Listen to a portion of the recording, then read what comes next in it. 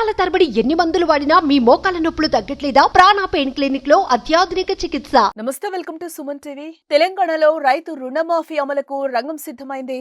2018 December 12 నుంచి 2023 December 9 వరకు తీసుకున్న పంట రుణాలను మాఫీ చేసేందుకు యంత్రాంగం కసరత్తు పూర్తి చేసినట్లుగా తెలుస్తోంది. ఆగస్టు 15వ తేదీలోగా 2 లక్షల పంట రుణాన్ని మాఫీ చేయనున్నారు. ఈ మేరకు రుణమాఫీ మార్గదర్శకాలు ఏ క్షణమైనా విడుదలయ్యే అవకాశం ఉంది.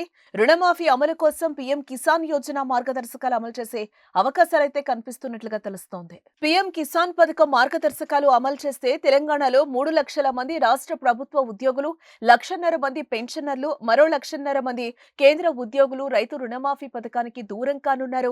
సుమారు 6 లక్షల మంది తగ్గే అవకాశం కనిపిస్తోంది.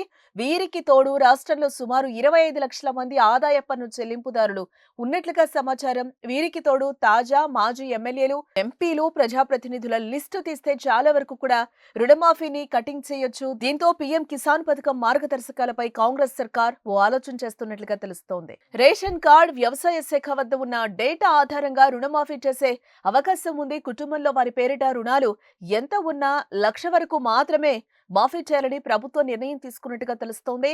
పంట రుణాల మాఫీకి రేషన్ కార్డు ప్రామాణికం కాకపోయినా కుటుంబాన్ని గుర్తించడం కోసమే రేషన్ కార్డు కీలకం కానుంది. మార్గదర్శకాలు విడుదలైన వెంటనే రైతు జాబితా తయారు చేయనున్నారు. బ్యాంక్ అధికారులతో కలిసి రైతు జాబితా రూపొందిస్తారు.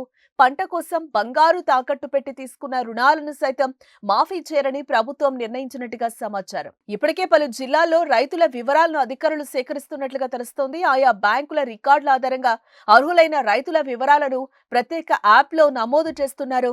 రుణమాఫీ అమలుకు ప్రభుత్వం స్పీడ్ పెంచడంతో రైతుల్లో ఆనందం వ్యక్తమవుతోంది.